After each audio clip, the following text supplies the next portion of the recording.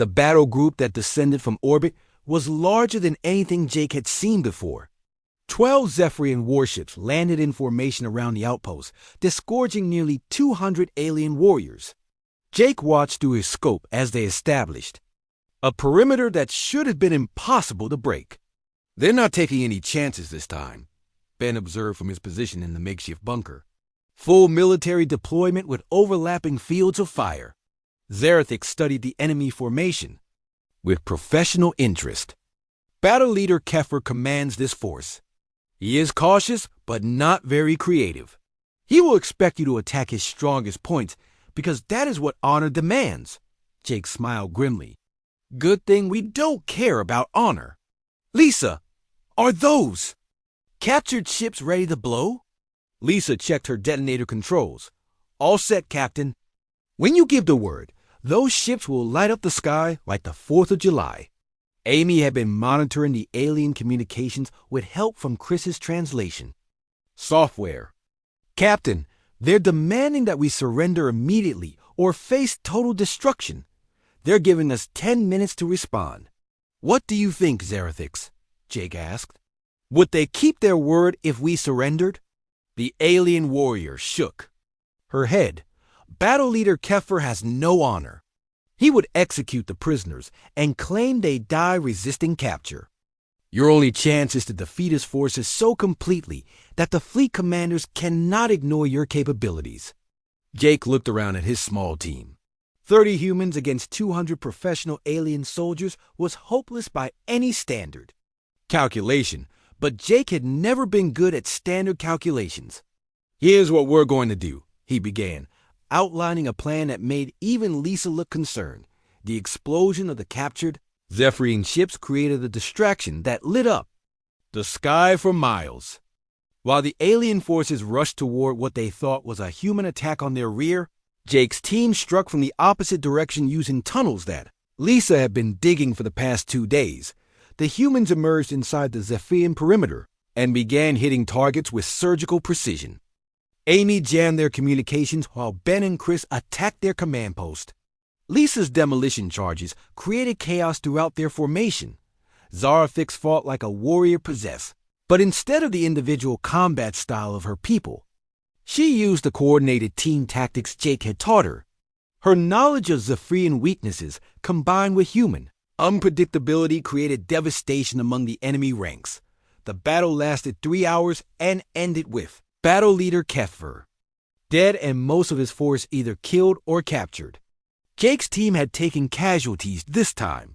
Ben had a serious wound to his shoulder, and Amy was suffering from smoke inhalation. But they had achieved the impossible again. Doc Chris was monitoring fleet communications when he detected something unexpected. Captain, there's a lot of chatter up there. I think we got their attention. The translation software was getting better at interpreting Zephyrian language patterns. Chris could make out fragments of heated discussions among the fleet commanders. Words like impossible and unknown tactics appear frequently in the possible, and the possible and impossible and unknown tactics appear frequently in the possible, and untactics appear frequently in the possible. Intercepted messages. They're scared, Zarathix said with something like wonder in her voice. For the first time in centuries, Zephyrian commanders are expressing doubt about their ability to win a battle. Admiral Corinne White arrived at the outpost 2 days later with a small diplomatic ship that had somehow slipped through the alien blockade. Corinne was a veteran of the colonial wars, a tough woman who had earned her rank through competence rather than politics. Captain Morrison, she said, as she surveyed the battlefield littered with destroyed alien ships. Your reports were hard to believe, but the evidence is right here in front of me. Jake saluted his superior officer. Admiral, we've had some help. He gestured toward Zarathix, who stood nearby watching the exchange. Corinne studied the alien warrior with interest. This is the one who helped you defeat 2 Zephyrian battle groups. She did more than help, Jake replied. Without her tactical knowledge, we would have been wiped out in the first encounter. Admiral White approached Zarathix carefully. I understand you chose to fight alongside humans against your own people. Why? Zerathix considered the question for several moments before answering. Your species does not fit any pattern my people understand. You defeat enemies, but do not enslave them. You show mercy to those who offer none to you. You fight without regard for personal honor, yet somehow maintain a different kind of honor that is stronger than ours. Karen nodded thoughtfully. The fleet commanders up there seem very interested in talking all of a sudden. They've been sending diplomatic signals for the past day. They want to negotiate? Jake asked in surprise. More than that, Karen replied. They're requesting a formal meeting to discuss what they call new military realities in this sector of space. Chris had been listening to the alien communications. Admiral, I'm picking up something else. There seems to be some kind of internal conflict developing in their fleet. Some commanders want to continue the invasion. Others think they should withdraw and reconsider their strategy. Zerathix looked troubled by this news. Division among the war commanders is dangerous. If they cannot reach consensus, some may break away and act independently. Admiral White sat down with Jake and Zerathix to discuss the situation. What we need is a way to prove that humans are not a threat to the Zephyrian Empire, while also showing that we're not going to be easy victims. The problem is their entire culture, Helen explained as she joined the discussion. They see everything in terms of dominance and submission. Either they rule or they serve. There's no middle ground in their thinking. Zerathix nodded agreement. This is why your victory confuses them so much.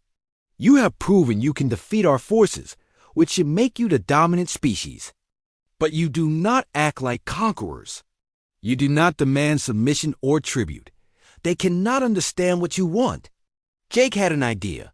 What if we show them a different way? Not dominance or submission, but partnership. Partnership?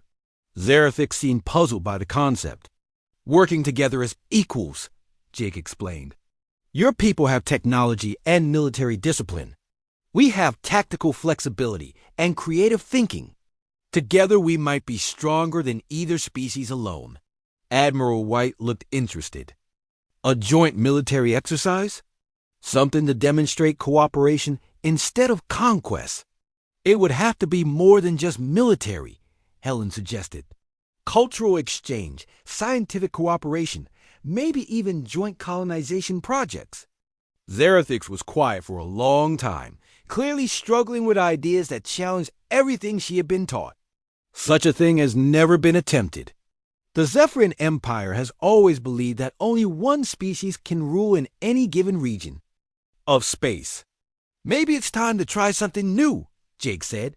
Over the next several days, Admiral White worked with the human diplomatic corps to develop a proposal for the Zephyrian fleet commanders. The plan called for joint human-Zephyrian patrols, shared technology development, and cooperative exploration of new star systems.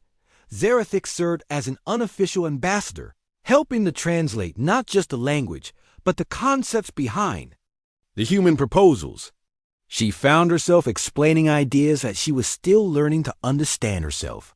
Your people speak of mutual benefit, she told Jake during one of their planning sessions. This concept does not exist in Zephyrian culture. We understand only victory and defeat, strength and weakness. But you're learning to understand it, Jake pointed out. You've seen how cooperation made our small force stronger than it should have been. Yes, Zerathix admitted. Fighting alongside your people taught me that strength can come from unity rather than dominance. But convincing the war commanders of this will not be easy. The first formal meeting between human and Zephyrian representatives took place on neutral ground, an asteroid mining station that belonged to neither species. Admiral White led the human delegation while War Commander Vextai represented the Zephyrian fleet. Zerathix attended as an observer, though Jake suspected she was more important to the proceedings than anyone wanted to admit. Her presence reminded both sides that cooperation was possible. The negotiations were difficult. War Commander Vextai kept demanding to know what the humans wanted in exchange for their demonstrated military superiority.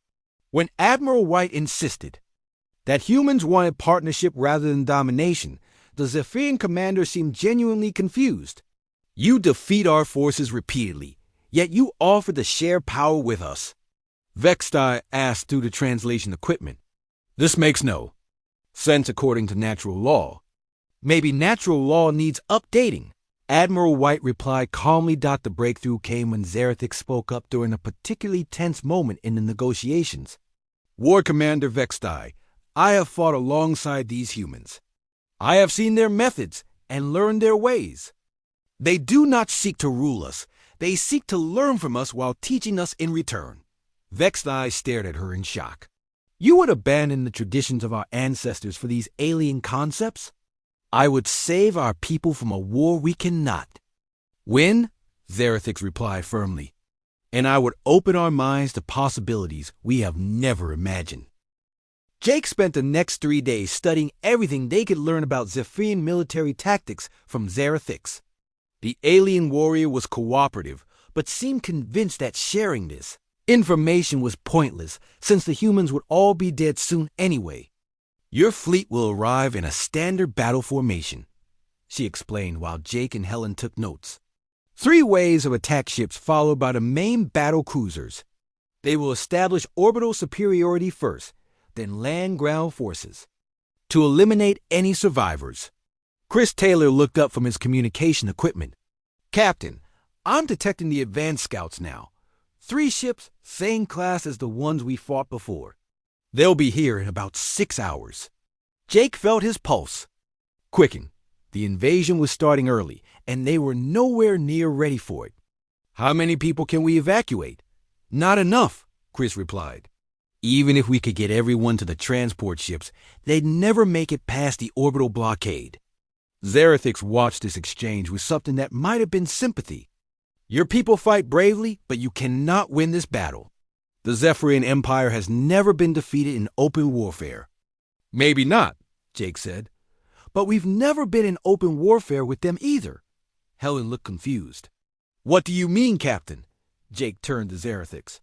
Your people expect humans to fight like Zephyrians, don't they? Stand-up battles, honor, combat, military formations. The alien warrior nodded. Of course, all civilized races fight according to the established rules of warfare. Well, we're not civilized, Jake said with a grim smile. Lisa, I need you to prepare every demolition charge we have. Amy, start broadcasting a general evacuation signal on all frequencies. Make it sound like we're panicking and trying to run. Amy looked uncertain. Captain, if we broadcast an evacuation signal, the aliens will know we're trying to escape. That's exactly what I want them to think, Jake replied. Ben, how mobile is our prisoner? Ben checked his medical readings. She's healed up pretty well, actually. That crystalline skin seems to have amazing regenerative properties. Jake walked over to Zerathix and made a decision that surprised everyone, including himself. I'm releasing you from custody. The alien warrior looked stunned. You are freeing me? Why would you do such a thing? Because I need your help, Jake said simply. Your people are going to attack this outpost in a few hours. Most of the people here are scientists and civilians, not soldiers. They don't deserve to die because of a military conflict. Zerathix stood up slowly, testing her restored mobility. You defeated me in honorable combat. You could have claimed me as your prize. Instead, you healed my wounds and treated me with respect. Now you free me and ask for my aid. I do not understand your species at all. Will you help us? Jake asked. The alien warrior was quiet for a long time. Jake could see her struggling with concepts that went against everything she had been taught about warfare and honor. Finally, she looked up at him with those burning star-like eyes. Your tactics in our first battle were unlike anything I have ever encountered, she said. You used the terrain, misdirection, and unpredictable movements to defeat a superior force. This should not have been possible according to our understanding of warfare. It worked, though, Jake pointed out. Yes, it worked. And in working, it proved that there might be strength in ways of thinking that my people have never considered. Zerathix straightened to her full height. I will help you defend this place, Jake Morrison. But I must warn you, if we somehow survive this attack, the full invasion fleet will show no mercy. Jake felt a surge of hope for the first time in days. One battle at a time. Can you contact those advanced scouts? Yes, but they will expect me to report the complete destruction of your outpost and the capture of prisoners for questioning. Perfect, Jake said. Here's what we're going to do. The next few hours passed in a blur of frantic preparation. Jake's plan was risky and depended on timing, deception, and the aliens' own expectations working against him. Lisa placed demolition charges throughout the outpost in carefully calculated positions. Amy continued broadcasting fake evacuation signals while actually coordinating the real defensive positions. Ben prepared medical supplies for what was sure to be a brutal fight. Zerathix Jex contacted the incoming Zephyrian scouts using a communication device salvaged from her ship. She reported that the human outpost had been captured and that prisoners were secure for interrogation. The scout commander ordered her to prepare for their arrival and to have the humans ready for transport. They believe your people are defeated and helpless, Zerathix told Jake. The scout ships will land expecting no resistance. Jake looked around at his team. Amy was nervous but determined. Lisa had that focused look she got when working with explosives. Ben was calm as always, ready for whatever came next. They were 30 humans against the advanced elements of an invasion force. But Jake had faced worse odds before. Remember, we only get one chance at this, Jake told everyone over the communication system. Wait for my signal, then hit them with everything we've got. The 3 Zephyrian scout ships landed in the same valley where the first battle had taken place. Jake watched through binoculars as elegant alien warriors emerged from their vessels. They moved with the confidence of a superior force expecting easy victory. Zerathix walked out to meet them, playing her part perfectly. Jake could see her talking to what appeared to be the commanding officer, gesturing toward the outpost and nodding as if confirming their success. Now, Jake whispered into his radio, Lisa's demolition charges went off in a carefully orchestrated sequence. The explosions looked random, but were designed to channel the alien warriors into specific killing zones. At the same time, Amy activated jammers that cut off the scouts communication with their main fleet. The humans opened fire from concealed positions that Zerathix had helped them select based on Zephyrian tactical doctrines. Instead of the honor combat the aliens expected, they faced a guerrilla assault that used every dirty trick Jake and his team had learned in years of frontier warfare. Zerathix fought alongside the humans, using her knowledge of Zephyrian weaknesses to devastating effect. She knew exactly where their armor was vulnerable and how their weapons could be turned against them. The battle was over in 20 minutes. The second group of Zephyrian scouts lay dead or wounded, their ships damaged beyond repair. Jake's team had taken some casualties, but nothing serious thanks to Zerathix's tactical advice. The main fleet will notice the loss of communication soon, Zerathix warned as they regrouped. They will send more scouts to investigate. Jake looked at the wreckage around them and felt a plan forming. How long before they get suspicious? Perhaps 2 of your hours, no more. That's enough time, Jake said. Lisa, can you rig those alien ships to explode on command? Lisa grinned, the expression making her look dangerous. Captain, I can make anything explode on command. Give me an hour and those ships will be the biggest fireworks show this planet has ever seen. Chris had been monitoring communications from the alien fleet. Captain, I think I'm starting to understand their language. The computer is picking up patterns and making some basic translations. What are they saying? Jake asked. Mostly routine status reports, but there's something else.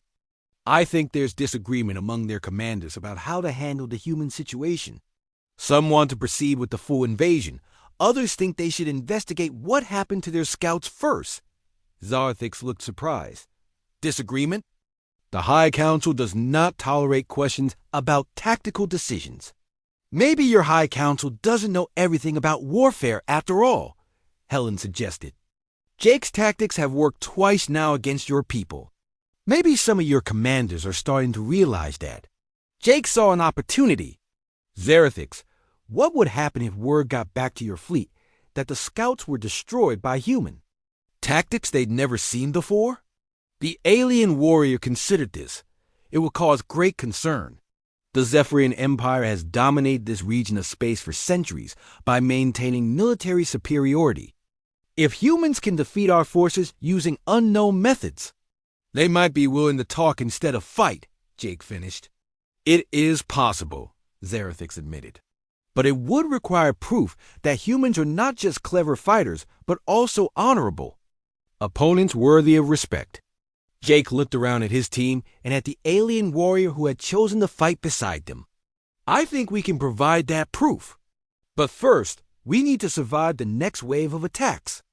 As if summoned by his words, Chris's equipment began detecting new signals from orbit.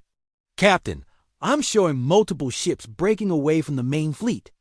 Looks like they're sending a full battle group to investigate. Jake smiled grimly. Good. The bigger the force we defeat, the more impressed they'll be. Everyone get ready for round 3.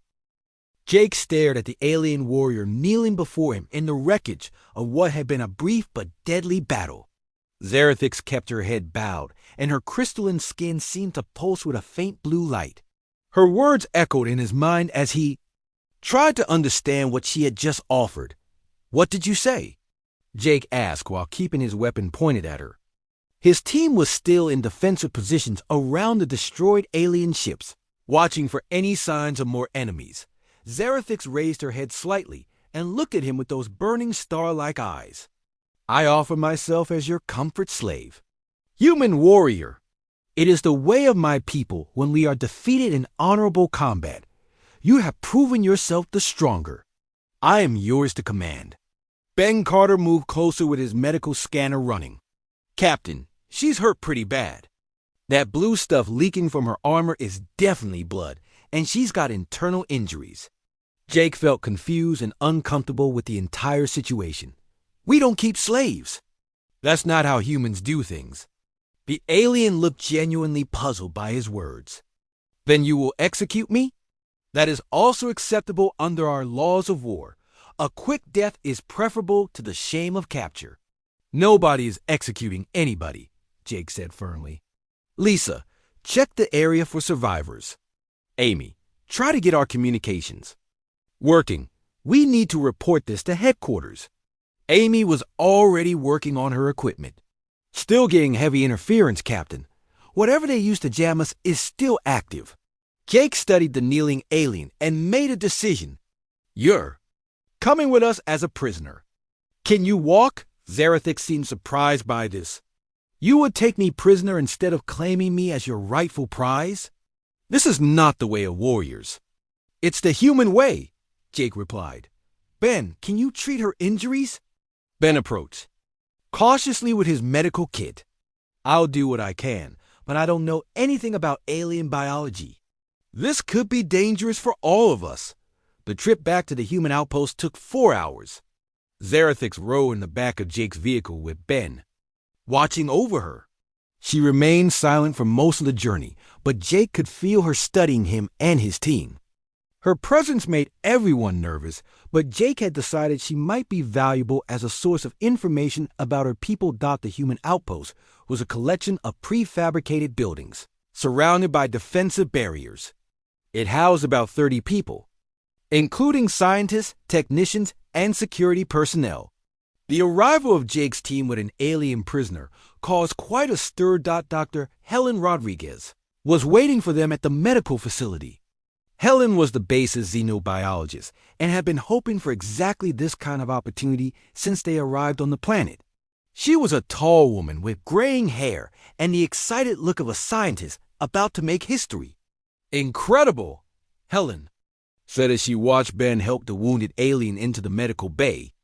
The crystalline skin appears to be some kind of natural armor, and look at those proportions, she must be incredibly strong. Zerathix allowed herself to be examined, but her eyes never left Jake. You are the war leader of this place. She asked him. I'm the military commander. Yes, Jake replied. Dr. Rodriguez is going to help treat your injuries. I do not understand, Zerathix said. Why do you heal your enemy? Why do you not take what is rightfully yours by conquest? Helen looked up from her examination. Rightfully yours? What does she mean? Jake explained what had happened during the battle and what Zerathix had offered. Helen's eyebrows rose higher with each detail. Fascinating, Helen said. It sounds like their entire culture is based on dominance hierarchies. The strong rule and the weak serve. When she was defeated, she expected to either die or become your property. Zerathix nodded. This is the natural order. The strong deserve to rule and the weak deserve to serve. Your victory proves that you are strong human Jake Morrison. I should belong to you now. You don't belong to anyone, Jake said firmly. You're a prisoner of war and you'll be treated according to our laws. Over the next several days, Jake found himself spending more and more time trying to understand the alien warrior. Zerathix was kept in a secure room, but she was given food, medical care, and even books to read.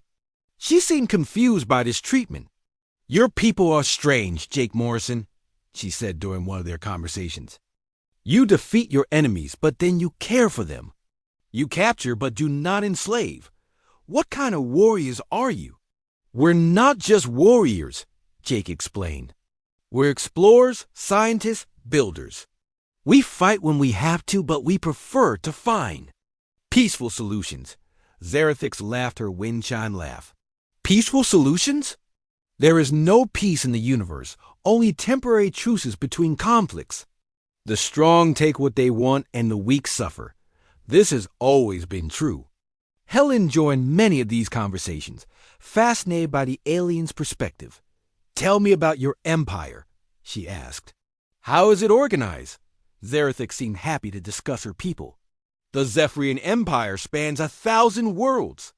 We are ruled by the High Council of War Masters, the strongest warriors of our race.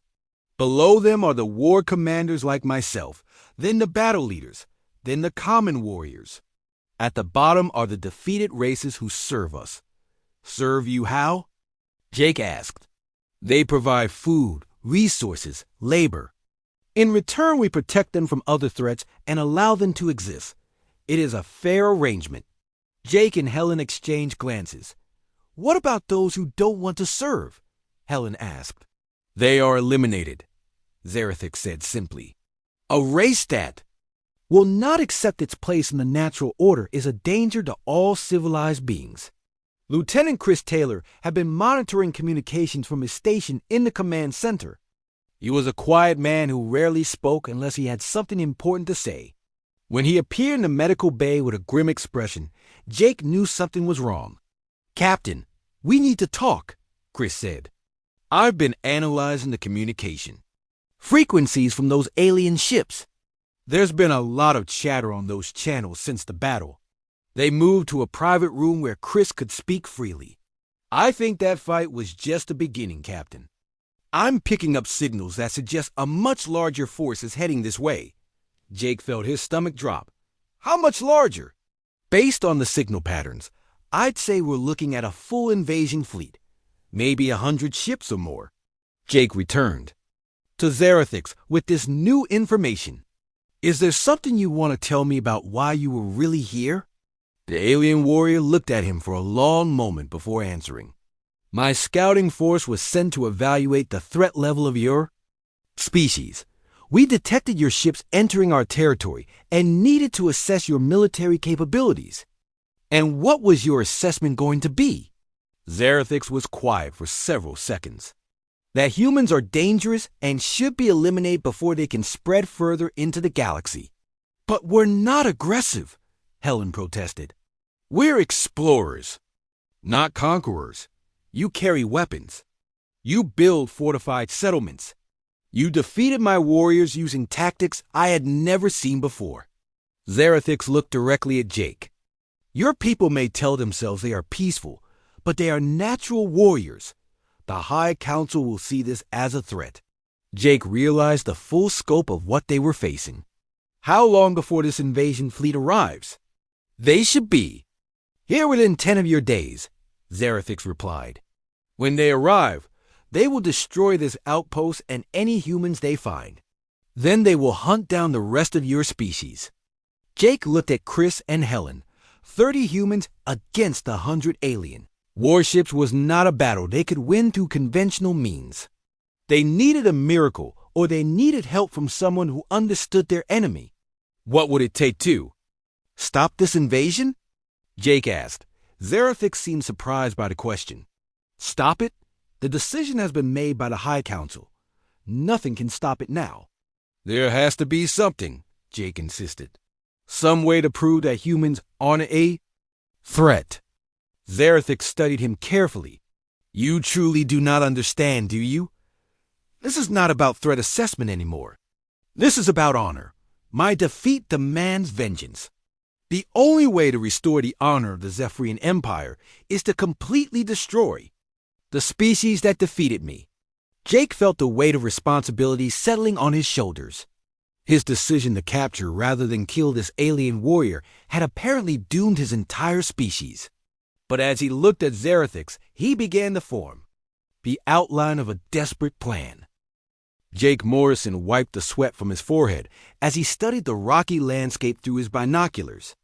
The red sun of Kepler 442b cast long shadows across the canyon where his team had set up their temporary camp. 3 months into their survey mission, and they still had not found any signs of intelligent life on this frontier world. Captain, I'm picking up some strange readings on the long-range scanner, called out Amy Stone from her position near the communication equipment. Her voice carried a note of concern that made Jake lower his binoculars and walk over to her station. What kind of readings? Jake asked as he looked at the display screen over Amy's shoulder. The green dots on the screen were moving in a pattern that looked too organized to be natural wildlife. Multiple contacts moving in formation about 10 kilometers to the north, Amy replied while adjusting the scanner settings. They're big, Captain. Much bigger than anything we've cataloged so far. Lisa Park looked up from where she was checking her demolition charges. Could be some kind of migration pattern. We've seen stranger things on these outer worlds. Her short blonde hair was tied back in a practical ponytail, and her hands never stopped moving as she spoke, always ready for action. Ben Carter, the team's medic, was sitting nearby cleaning his rifle. Or it could be something we really don't want to meet, he said in his calm way. Ben had seen enough action in the colonial wars to know when to be cautious. Jake considered their options. The mission parameters were clear: survey the planet for possible human colonization and report back to the colonial fleet. Finding intelligent life would complicate things, but it was still their job to make contact if possible. Pack up the camp, Jake decided. We're going to take a look at whatever those contacts are. Lisa, I want you ready with the charges in case. We need to make a quick exit. Ben, make sure everyone has their medical kits. Amy, keep monitoring those signals. The team moved with practiced efficiency. They had worked together for 2 years and knew each other's strengths and weaknesses.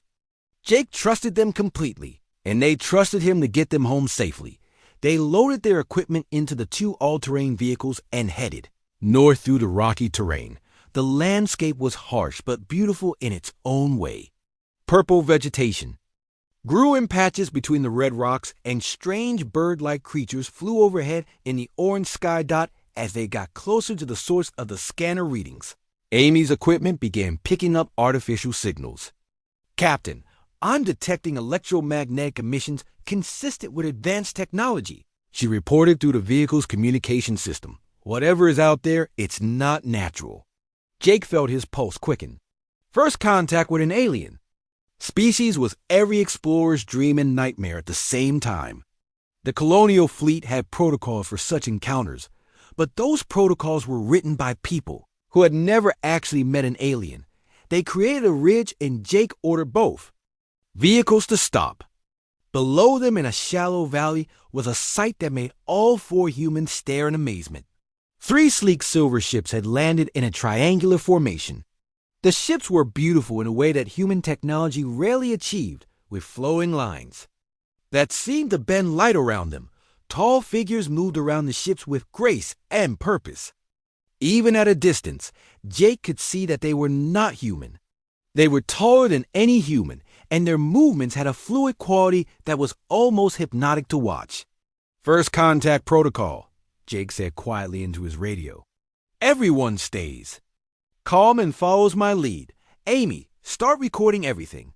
Lisa, keep those charges ready, but don't do anything unless I give the order.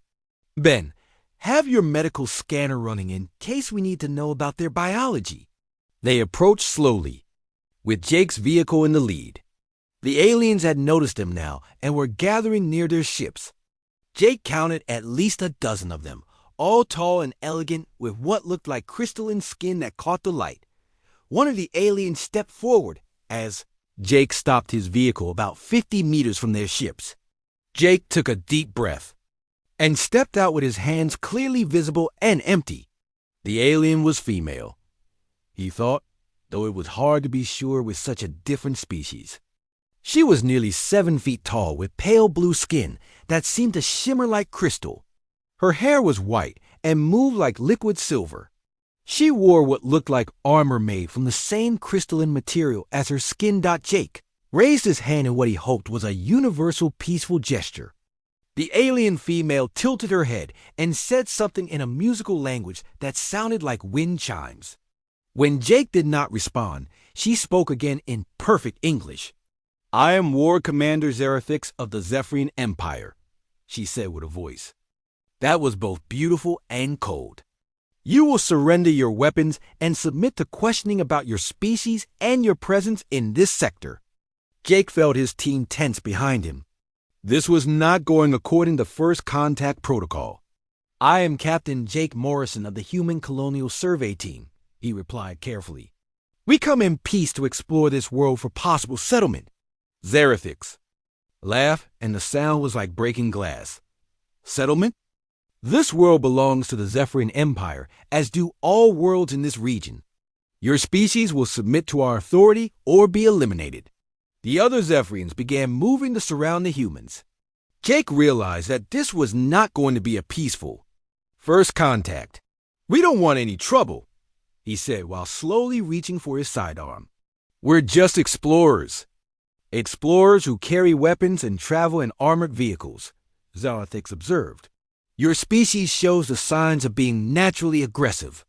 This makes you a threat that must be dealt with." Jake saw Lisa's hand move toward her demolition controls. Amy was still recording everything while Ben had his rifle ready but not raised. The aliens were spreading out in what looked like a standard military formation. Jake had seen enough battlefields to recognize a pre-attack positioning when he saw it. "Last chance, human," Zerathix said as she drew a weapon that looked like a crystal staff. "Surrender now or face the consequences of challenging the Zephyrian Empire." Jake made his decision.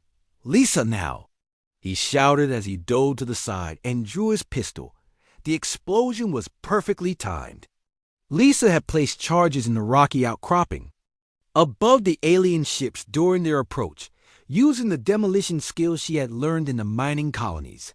The blast brought down a shower of rocks that scattered the aliens and provided cover for the humans. Jake's team moved like they had trained for this moment their entire lives. Amy grabbed her equipment and ran for cover while still recording. Ben provided covering fire with his rifle while moving to a defensive position.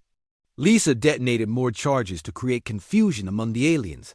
The Zephyrians recovered quickly and began firing weapons that shot beams of blue energy. The beams cut through rock like it was paper, but the humans were already moving. Jake had learned long ago that the key to fighting superior technology was never to be where the enemy expected you to be.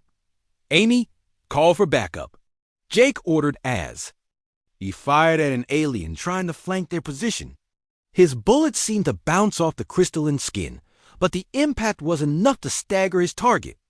"No response from the fleet captain," Amy called back. "Something is jamming our communications." Jake cursed under his breath. They were on their own against superior numbers and technology. But humans had survived worse odds before by using their greatest advantage, Unpredictability. The battle that followed was unlike anything in the military manuals. The Zephyrians fought with precision and discipline, using advanced tactics and overwhelming firepower. The humans fought with desperation and creativity, using the terrain and Lisa's demolition charges to level the playing field. When the dust settled, most of the Zephyrians lay dead or wounded among the wreckage of their ships. Only their commander, Zarathix, remained alive. She knelt in the rubble with her crystalline armor cracked and her silver hair stained with blue blood. Jake approached her carefully with his weapon ready. She looked up at him with eyes that burned like stars and spoke words that would change everything. "Don't slay me, human," she said as she lowered her head. "I'll warm your bed." The morning after their difficult conversation, Princess Lyra made a decision that would change everything. Instead of announcing Jake's execution or exile, she called for a gathering of all the tribal representatives and made a proclamation that shocked everyone present. Standing before the assembled leaders with Jake at her side, she declared that she accepted his marriage proposal and that any attack on her chosen mate would be considered an act of war against the Shadowpaw tribe. Reaction was immediate and explosive. Representatives from the Ironclad, Bloodfang, and Stormtail tribes began shouting accusations of madness and betrayal while their warriors reached for weapons. Princess Lyra remained calm in the face of their anger and explained her reasoning with the steady voice of someone who had already accepted the consequences of her choice. She would rather die fighting beside the man she loved than live knowing she had murdered him. To appease the fears of others, Jake was stunned by Princess Lyra's declaration, but he could see the determination in her eyes and knew that arguing would be useless. She had made her choice, and nothing he could say would change her mind. The woman he loved was willing to risk everything for him, and the weight of that sacrifice filled him with both gratitude and terrible responsibility. If Princess Lyra was going to stake her people's survival on their relationship, then he would have to prove worthy of that trust. The alliance of three tribes wasted no time in responding to what they saw as Princess Lyra's betrayal. Within hours, messengers were riding hard toward the distant territories, carrying orders to mobilize every available warrior for an immediate attack. They planned to strike before Jake could create more creatures like Nano, and before the Shadowpaw tribe could prepare adequate defenses. The combined army would number over 2,000 fighters, and they intended to leave no survivors who might carry Jake's dangerous knowledge to other worlds. Princess Lyra used a brief respite to prepare her people for the coming battle. The Shadowpaw warriors numbered only 300, but they were fighting on familiar ground, and they had the advantage of defending prepared positions. More importantly, they had Jake and Nano on their side, though Princess Lyra was not certain how much difference that would make against such overwhelming numbers. Jake spent the preparation time in his biolab working frantically on a project that he hoped would end the conflict without massive bloodshed. He had no intention of creating an army of apex predators, but he did have other options available to him. His knowledge of Cathara biology and the local ecosystem gave him tools that the tribal warriors could never anticipate or understand. The enemy army arrived 3 days later, spreading across the plains before the Shadowpaw village like a dark tide of death. Their warriors carried the finest weapons and wore armor that had been passed down through generations of proud fighters. At their head rode the war chiefs of the three most powerful tribes, each one sworn to see Jake dead before the sun set. They had come expecting a quick victory against the tribe, corrupted by alien influence. Princess Lyra met the army's approach by riding out with her honor guard to parley under the traditional banner of temporary truce. She hoped that even now she might find some way to avoid the coming slaughter, but the enemy war chiefs made their position clear from the first words they spoke. They would accept nothing less than Jake's immediate execution and Princess Lyra's public renunciation of her marriage bond. Any other outcome would result in the complete destruction of the Shadowpaw tribe. When Princess Lyra refused their demands, the war chiefs gave her until dawn to reconsider before they would begin their attack. She rode back to her village knowing that the next day would bring either victory or annihilation for her people. That night, she spent her final hours of peace in Jake's arms, while he explained what he planned to do when the battle began. His strategy was unlike anything the Kithara had ever attempted, and Princess Lyra was not certain it would work, but she trusted his judgment completely. The attack began at first light with waves of enemy warriors charging across the open ground toward the Shadow Paw defensive positions. Princess Lyra led the defense from the front lines with her sacred blade flashing in the morning sun as she cut down attackers who broke through their spear wall. Her warriors fought with desperate courage, knowing that defeat meant death for everyone they loved, but they were vastly outnumbered, and slowly being pushed back. Jake watched the battle unfold from his position near the biolab with Nano crouched beside him ready to enter the fight. But instead of unleashing his apex predator, Jake activated the synthesizer array he had been working on for the past 3 days. The device began releasing a complex mixture of pheromones and chemical signals that spread quickly through the air currents around the battlefield. The effect was not immediately obvious, but within minutes, strange things began happening around the edges of the fighting. Wild animals that normally avoided large groups of Kithara began emerging from the forests and grasslands in unprecedented numbers. Razor wolves appeared on distant ridges while spike bears emerged from their mountain caves and crystal serpents slithered down from the rocky heights. Every predator within 50 miles was responding to Jake's chemical summons. The enemy warriors began to notice the gathering animals, but they were too committed to their attack to withdraw. Their war chiefs assumed that the creatures would flee.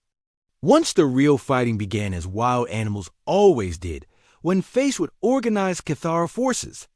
They had no way of knowing that Jake's pheromone mixture was specifically designed to make every local predator view the attacking army as a direct threat to their territory. The first Razor Wolf attack came from the enemy's left flank, where a pack of 6 adults struck without warning at warriors who were focused entirely on the battle ahead. The massive predators tore through the rear ranks with devastating efficiency before disappearing back into the tall grass. More attacks followed as spike bears charged down from the hills and crystal serpents began picking off isolated fighters. With their paralyzing venom, within an hour the disciplined enemy army had dissolved into chaos as warriors found themselves fighting on multiple fronts against opponents they had never expected to face. The Kithara were skilled fighters, but they had prepared for battle against other Kithara, not against every dangerous creature on their continent, working in apparent coordination. Panic began to spread through their ranks as more and more predators joined the assault. The war chiefs tried to maintain order, but their commands were lost in the confusion of battle. Some warriors fled toward the forest, only to find razor wolves waiting in ambush, while others attempted to retreat to higher ground where spike bears and mountain cats hunted them down. The few who tried to press forward with the original attack found themselves facing Princess Lyra's reinvigorated defenders, who were no longer outnumbered thanks to their unexpected allies. Jake's strategy had worked beyond his wildest hopes, but he felt no satisfaction in watching the slaughter that followed. The enemy warriors were not evil men, but frightened people who genuinely believed they were protecting their world from a terrible threat.